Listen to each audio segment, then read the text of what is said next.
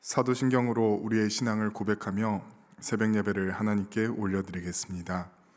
전능하사 천지를 만드신 하나님 아버지를 내가 믿사오며 그 외아들 우리 주 예수 그리스도를 믿사오니 이는 성령으로 잉태하사 동정녀 마리아에게 나시고 본디오 빌라도에게 고난을 받으사 십자가에 못 박혀 죽으시고 장사한 지 사흘 만에 죽은 자 가운데서 다시 살아나시며 하늘에 오르사 전능하신 하나님 우편에 앉아 계시다가 저리로서 산 자와 죽은 자를 심판하러 오시리라.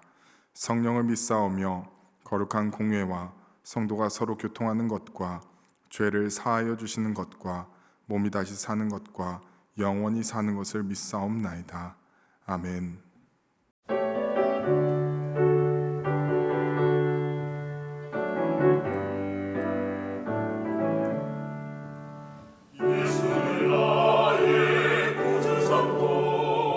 성령과 피로서 거듭나니 이 세상에서 내 영혼이 하늘의 영광 보이로다. 이것이 나의 간증이요 이것이 나의 찬송일세. 나 사는 동안 끊임없이 구주를 찬송하리로다. 온전히 주께 맡긴 내 영, 사랑의 음성을 듣는 중에 천사들 왕래하는 곳과 하늘의 영광 보리로다. 이것이 나의 간증이요 이것이 나의 찬송일세. 나 사는 동안 끊임없이 구주를 찬송하리로다. 주 안에 기쁨 누림으로 마음의 풍랑이 잔잔하니 세상과 나는 강분 없고 구속한 주만 보이도다. 이것이 나의 간증이요 이것이 나의 찬송일세. 나 사는 동안 끊임없이 구주를 찬송하리로다. 오늘 우리에게 주신 하나님의 말씀은 창세기 26장 12절부터 33절까지의 말씀입니다. 이삭이 그 땅에서 농사하여 그 해에 100배나 얻었고 여호와께서 복을 주심으로 그 사람이 창대하고 왕성하여 마침내 거부가 되어 양과 소가 떼를 이루고 종이 심이 많으므로 블레셋 사람이 그를 시기하여 그 아버지 아브라함 때에 그 아버지의 종들이 판 모든 우물을 막고 흙으로 메웠더라. 아비멜렉이 이삭에게 이르되 내가 우리보다 크게 강성한즉 우리를 떠나라. 이삭이 그곳을 떠나 그랄 골짜기에 장막을 치고 거기 거류하며 그 아버지 아브라함 때에 팠던 우물들을 다시 팠으니 이는 아브라함이 죽은 후에 블레셋 사람이 그 우물들을 메웠음이라. 이삭이 그 우물들의 이름을 그의 아버지가 부르던 이름으로 불렀더라. 이삭의 종들이 골짜기를 파서 샘의 근원을 얻었더니 그랄 목자들이 이삭의 목자와 다투어 이르되 이 물은 우리의 것이라 하매 이삭이 그 다툼으로 말미암아 그 우물 이름을 에색이라 하였으며 또 다른 우물을 팠더니 그들이 또 다툼으로 그 이름을 신나라 하였으며 이삭이 거기서 옮겨 다른 우물을 팠더니 그들이 다투지 아니하였으므로 그 이름을 르호봇이라 하여 이르되 이제는 여호와께서 우리를 위하여 넓게 하셨으니 이 땅에서 우리가 번성하리로다 하였더라. 이삭이 거기서부터 브엘세바로 올라갔더니 그 밤에 여호와께서 그에게 나타나 이르시되 나는 내 아버지 아브라함의 하나님이니 두려워하지 말라. 내 종 아브라함을 위하여 내가 너와 함께 있어 내게 복을 주어 내 자손이 번성하게 하리라 하신지라. 이삭이 그곳에서 제단을 쌓고 여호와의 이름을 부르며 거기 장막을 쳤더니 이삭의 종들이 거기서도 우물을 팠더라. 아비멜렉이 그 친구 아웃삿과 군대 장관 비골과 더불어 그랄에서부터 이삭에게로 온지라. 이삭이 그들에게 이르되 너희가 나를 미워하여 나에게 너희를 떠나게 하였거늘 어찌하여 내게 왔느냐. 그들이 이르되 여호와께서 너와 함께 계심을 우리가 분명히 보았으므로 우리의 사이 곧 우리와 너 사이에 맹세하여 너와 계약을 맺으리라 말하였노라. 너는 우리를 해하지 말라. 이는 우리가 너를 범하지 아니하고 선한 일만 내게 행하여 내가 평안히 가게 하였음이니라. 이제 너는 여호와께 복을 받은 자니라. 이삭이 그들을 위하여 잔치를 베풀매 그들이 먹고 마시고 아침에 일찍이 일어나 서로 맹세한 후에 이삭이 그들을 보내매 그들이 평안히 갔더라. 그날에 이삭의 종들이 자기들이 판 우물에 대하여 이삭에게 와서 알리어 이르되 우리가 물을 얻었나이다 하매 그가 그 이름을 세바라 한지라. 그러므로 그 성읍 이름이 오늘까지 부엘세바더라. 아멘. 기도하겠습니다. 하나님 아버지, 저희를 이 새벽에 깨워주시고 주님 앞에 나와 예배드릴 수 있게 하심에 감사드립니다. 주님 앞에 나온다는 것이 얼마나 감사한지 모릅니다. 죄인인 저희를 사랑하셔서 생명을 주시고 자녀를 삼아주시니 감사합니다. 저희가 주님을 사랑하는 마음으로 나와왔으니 저희 삶의 고백이며 사랑의 고백인 이 예배를 받아 주시옵소서. 예수님의 이름으로 기도하였습니다. 아멘. 할렐루야. 이 새벽에 나오신 성도님들께 하나님의 사랑과 은총이 가득하시길 소망합니다. 오늘 말씀을 통해 하나님의 음성을 듣고 그 말씀에 순종하는 저와 성도님들이 되시길 간절히 소망합니다. 오늘 설교의 제목은 믿음의 조상 이삭입니다. 오늘 본문의 주인공은 이삭입니다. 창세기에서 이삭의 이야기는 유독 짧은 것 같습니다. 믿음의 조상으로 우리가 아브라함, 이삭, 야곱을 이야기하는데 아브라함과 야곱의 이야기는 많은 반면 이삭의 이야기는 몇 개 되지 않습니다. 이삭을 생각했을 때 아브라함이 이삭을 바친 장면, 야곱이 아버지 이삭을 속인 장면 정도를 많이 생각합니다. 이마저도 이삭은 주연이 아닌 조연으로 나옵니다.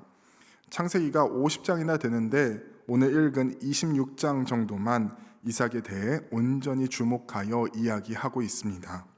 그럼에도 불구하고 이삭은 이스라엘의 믿음의 조상에 대해 이야기할 때 빠지지 않는 인물입니다. 이삭이 그러면 어떻게 살았길래 이스라엘 민족은 믿음의 조상에 대해 이야기할 때 이삭을 빠뜨리지 않는 걸까요? 오늘 말씀을 통해서 이삭의 믿음에 대해 발견하길 소망합니다. 오늘 말씀이 배경이 되는 곳은 그랄 땅입니다. 그랄은 블레셋의 한 지역이었고 그 땅은 아비멜렉이 다스리던 땅이었습니다. 이삭은 아브라함이 죽은 뒤 부엘라헤로이에 살았는데 흉년이 들자 그랄 땅으로 이주합니다. 그리고 그곳에서도 하나님께서 주시는 복을 받아 부유하게 됩니다. 오늘 본문 12절 13절은 이렇게 이야기하고 있습니다. 이삭이 그 땅에서 농사하여 그의 100배나 얻었고 여호와께서 복을 주심으로 그 사람이 창대하고 왕성하여 마침내 거부가 되어. 하나님께서 이삭에게 하셨던 것처럼 이 새벽을 깨우고 하나님의 말씀을 듣는 자리에 나온 우리 성도님들을 지금보다 100배나 축복하시길 간절히 소망합니다. 이삭은 하나님의 복을 받는 사람이었습니다. 그런데 이 복은 그냥 온 것이 아니었습니다. 이 복은 순종의 결과였습니다. 어제 읽었던 26장 3절 4절은 이렇게 이야기합니다. 이 땅에 거류하면 내가 너와 함께 있어 내게 복을 주고 내가 이 모든 땅을 너와 내 자손에게 주리라. 내가 내 아버지 아브라함에게 맹세한 것을 이루어 내 자손을 하늘의 별과 같이 번성하게 하며 이 모든 땅을 내 자손에게 주리니 내 자손으로 말미암아 천하 만민이 복을 받으리라. 이삭은 하나님 말씀에 순종함으로 그 땅에서 부유해지는 복을 받습니다. 그러나 그 복은 오래 가지 않아 화를 가져옵니다. 이방이었던 이삭이 잘 되는 것을 보자 블레셋 사람들은 시기를 합니다. 그리고 이 시기의 마음은 이삭의 아버지였던 아브라함이 팠던 우물을 막고 흙으로 메우는 데까지 이르게 됩니다. 그 당시 우물은 생존과 직결되는 것이었습니다. 메마른 그 땅에 물이 없다면 사람도 가축도 살 수 없습니다. 이렇게 소중한 우물을 막았다고 하는 것은 블레셋 사람들이 이삭에게 죽으라고 말하는 것과 같습니다. 그런데 설상가상으로 그랄 왕인 아비멜렉이 이삭을 찾아와 이렇게 이야기합니다. 아비멜렉이 이삭에게 이르되 내가 우리보다 크게 강성한즉 우리를 떠나라. 이 말을 들은 이삭은 얼마나 억울했을까요? 최선을 다해 열심히 살았고 하나님께서 복을 주셔서 부자가 된 것뿐인데 그 땅에 왕이 찾아와서 떠나라고 이야기합니다. 정말 화가 나고 억울했을 것 같습니다. 이삭이 그들보다 크게 강성하다고 한 것을 보아서 이삭이 마음만 먹으며 그들과 싸워서 이길 수도 있었을 것입니다. 그런데 이삭은 그렇게 하지 않고 조용히 자리를 옮깁니다. 그리고 흙으로 막힌 아버지의 우물을 다시 팝니다. 삶의 터전이 완전히 무너진 상황에서 이삭은 다시 한번 주변을 정리하며 다시 한번 일어납니다. 성도님들 중에 억울하게 피해를 보고 슬픔에 빠져 있는 분들이 계실지도 모릅니다. 오늘 이 말씀을 들으시면서 그 자리에서 다시 일어날 수 있는 용기를 내시길 소망합니다. 삶의 터전이 무너졌을지라도 다시 한번 일어나는 이삭을 보시면서 그 어려움 속에서도 다시 한번 힘을 내시길 간절히 소망합니다. 이삭은 삶의 터전을 옮겨서 아버지가 파놓은 우물을 다시 한번 회복했지만 그의 어려움은 거기서 끝나지 않습니다. 이삭이 우물이 더 필요해서 우물을 파면 블레셋 사람들이 와서 빼앗는 일이 2번이나 발생합니다. 그때마다 이삭은 그 우물을 그들에게 넘겨줍니다. 이삭은 많은 종들을 거느리고 있었기 때문에 그랄에 사는 목자들과 싸우고자 했다면 싸워서 이길 수 있었을 것입니다. 하지만 이삭은 그렇게 하지 않고 조용히 그 우물을 넘겨줍니다. 우물을 판다는 것은 쉬운 일이 아닙니다. 우리나라는 물이 풍부해서 땅을 파면 지하수가 잘 나옵니다. 하지만 이삭이 살고 있었던 그 땅은 그런 곳이 아니었습니다. 일단 물이 흐르는 수맥을 찾는 것부터 쉽지 않았습니다. 현대는 좋은 장비들이 있어서 물을 파고자 하면 쉽게 수맥을 찾을 수 있지만 그 당시에는 그런 장비도 없었습니다. 또한 우물을 파고 들어가는 그 일도 쉽지 않습니다. 최소 20m에서 40m, 50m를 파야 하는데 정말 쉽지 않았을 겁니다. 교회 옆에 있는 10단지의 높이만큼 지하로 파고 들어가야 하는데 그 당시에는 제대로 된 장비도 없었기 때문에 곡괭이나 손으로 파야 했을 것입니다. 얼마나 힘들었을까요? 또한 그랄 땅은 단단한 석회암이 있는 지역이라서 그것을 깨고 밑으로 파고 들어가는 장면은 그런 순간은 상상 이상으로 힘들었을 것입니다. 그리고 그것을 파느라 깊게 파느라 그 안에서 인부들이 일하다가 죽는 경우도 발생할 것입니다. 그리고 무엇보다 그렇게 수고를 해서 팠음에도 수맥이 흐르지 않는다면 그것은 헛수고에 불과합니다. 수개월, 수년을 투자해서 만들어야지 가능한 것이 우물입니다. 이처럼 소중하고 오랜 시간과 재산을 투자해야 얻을 수 있는 우물을 이삭은 블레셋 사람들에게 한 번도 아니고 2번씩이나 넘겨줍니다. 그리고 이삭은 우물을 하나 더 파는데 그것을 판 이후에는 싸움이 없으므로 르호봇이라고 부릅니다. 얼마나 좋았을까요? 이제 물도 풍부하고 싸움도 없으니 말입니다. 이제 걱정 없이 그 땅에서 자식도 더 많이 낳고 가축도 기르고 또 부유하게 사는 일만 남았습니다. 그런데 이삭은 그렇게 하지 않습니다. 23절은 이렇게 이야기합니다. 이삭이 거기서부터 브엘세바로 올라갔더니 이삭은 다시 한번 브엘세바로 자리를 옮깁니다. 그 전에 이삭이 삶의 터전을 옮긴 것과 이번에 브엘세바로 옮긴 것은 차이가 있습니다. 그전에는 다툼으로 인해 흉년으로 인해 어쩔 수 없이 옮긴 것이라면 이번에는 아무 문제가 없음에도 그가 이미 살고 있었던 곳이 부유하고 평안한 상태임에도 브엘세바로 옮깁니다. 그러면 왜 이삭은 브엘세바로 옮긴 것일까요? 그리고 그랄 땅으로 오기 전에 이삭은 브엘라헤로이에 살았는데 왜 브엘라헤로이로 옮긴 것이 아니라 브엘세바로 옮긴 것일까요? 그리고 혼자 움직이는 것도 아니고 가축과 식솔들이 많이 있었을 텐데 그들을 다 데리고 옮길 만큼 중요한 것이었을까요? 이삭이 다시 브엘세바로 올라간 이유는 바로 그곳이 아버지 아브라함이 하나님께 받은 사명이 있는 곳이었기 때문입니다. 아무리 그랄 땅에서 안정되고 그곳에서 삶의 터전을 일구었을지라도 그곳은 그가 머물 곳이 아니었습니다. 브엘세바는 이삭에게 특별한 장소였습니다. 우리가 잘 아는 것처럼 하나님은 아브라함에게 독자 이삭을 바치라고 말씀하십니다. 아브라함은 그 말씀에 순종하였고 하나님의 말씀대로 이삭을 모리아 땅의 한 산으로 데리고 갑니다. 그리고 그를 죽이려고 했을 때 하나님은 아브라함의 믿음을 보시고 멈추게 하시고 그에게 복을 허락하십니다. 창세기 22장 16절에서 19절은 이렇게 이야기합니다. 이르시되 여호와께서 이르시기를 내가 나를 가리켜 맹세하노니 내가 이같이 행하여 내 아들 내 독자도 아끼지 아니하였은즉 내가 내게 큰 복을 주고 내 씨가 크게 번성하여 하늘의 별과 같고 바닷가의 모래와 같게 하리니 내 씨가 그 대적의 성문을 차지하리라. 또 내 씨로 말미암아 천하 만민이 복을 받으리니 이는 내가 나의 말을 준행하였음이니라 하셨다 하니라. 이에 아브라함이 그의 종들에게로 돌아가서 함께 떠나 브엘세바에 이르러 거기 거주하였더라. 하나님의 시험을 통과하여 복을 받은 이후에 아브라함과 이삭이 살던 곳이 바로 브엘세바였습니다. 이삭이 다른 곳이 아니라 브엘세바로 돌아온 것은 하나님의 말씀에 순종하기로 결단한 것이었습니다. 세상에서 복을 누리고 잘 사는 자리가 아니라 하나님의 언약에 순종하는 자리, 아버지 아브라함을 이어 하나님의 언약을 이어갈 자리로 그는 돌아옵니다. 이삭은 브엘세바로 돌아오면서 생각이 참 많았을 것입니다. 내가 그랄 땅을 떠나는 것이 맞을까? 괜히 다시 돌아가서 고생하는 것은 아닐까? 하나님은 이런 마음을 품고 돌아온 이삭을 측은하게 여기시면서 이렇게 이야기하십니다. 24절 말씀입니다.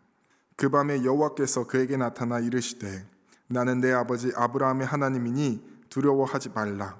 내 종 아브라함을 위하여 내가 너와 함께 있어 내게 복을 주어 내 자손이 번성하게 하리라 하신지라. 하나님은 두려워하고 있던 이삭의 마음을 아셨는지 먼저 두려워하지 말라고 위로하십니다. 그리고 아버지 아브라함과 맺었던 언약을 다시 한번 기억하게 하시면서 복을 약속하십니다. 이삭이 그랄 땅에서 브엘세바로 옮긴 것은 단순히 이사한 것이 아닙니다. 그가 그 모든 것을 버리고 심지어 고생하면서 판 우물까지 버리고 브엘세바로 돌아온 것은 하나님을 온전히 의지하겠다는 그의 고백입니다. 그가 다시 브엘세바로 돌아온 것은 브엘세바에서도 그를 지키실 하나님을 온전히 믿었기에 가능한 것이었습니다. 하나님을 향한 온전한 이 믿음 때문에 이삭은 이스라엘 민족이 믿음의 조상을 이야기할 때 그를 빠뜨리지 않을 정도로 중요한 인물이 된 것입니다.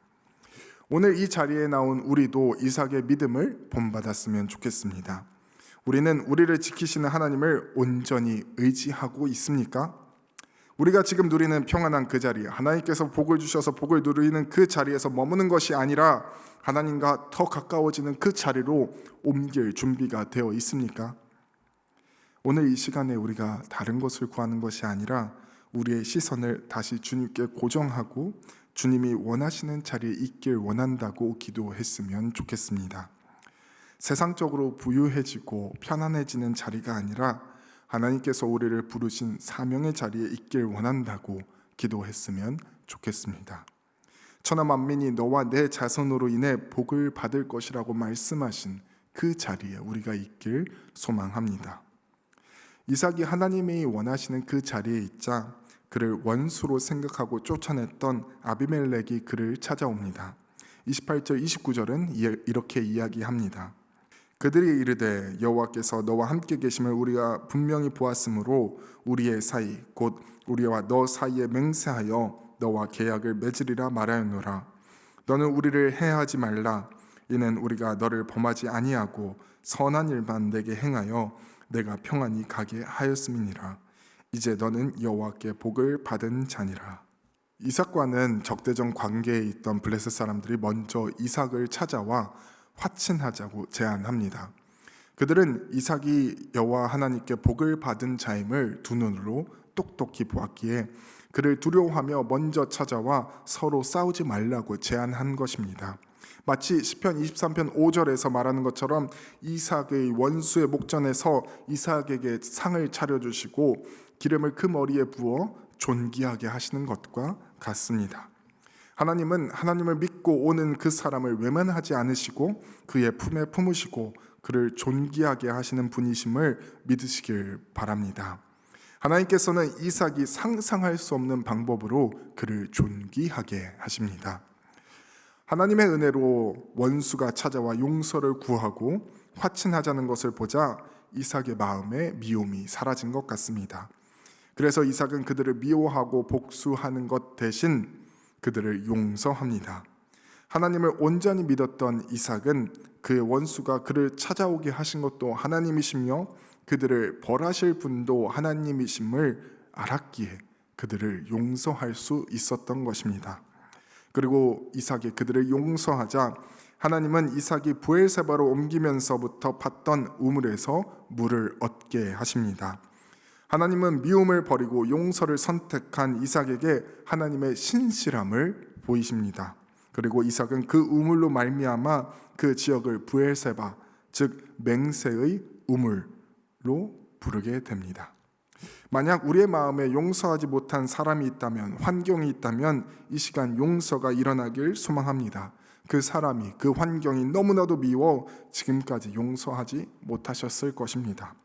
그런데 하나님께서는 하나님의 사람들이 용서하고 앞으로 나아가길 소망하십니다. 원수 갚는 일은 여호와 하나님께 맡기고 과거의 미움에서 자유롭게 되길 원하십니다. 과거의 미움에 사로잡혀 현재 하나님의 복을 받지 못하는 가슴 아픈 일이 일어나지 않길 소망합니다. 성령님께 은혜를 구함으로 우리 마음의 미움이 사라지고 용서가 일어나길 소망합니다. 그때 하나님께서는 우리의 삶에 기쁨의 생수가 터지게 하시고 회복의 본물이 터지게 하실 것입니다. 이삭의 삶을 보면 우리가 떠오르는 사자성어가 있습니다. 바로 세옹지마입니다. 그가 받았던 복이 화가 되고 그가 받았던 화가 복이 되는 것을 보며 이 사자성어를 떠올리곤 합니다. 하지만 우리는 이삭의 삶을 세옹지마라는 사자성어로 표현할 수 없습니다. 왜냐하면 다사다난했던 이삭의 삶은 우연히 복이 화가 되고 화가 복이 되는 것이 아니었기 때문입니다.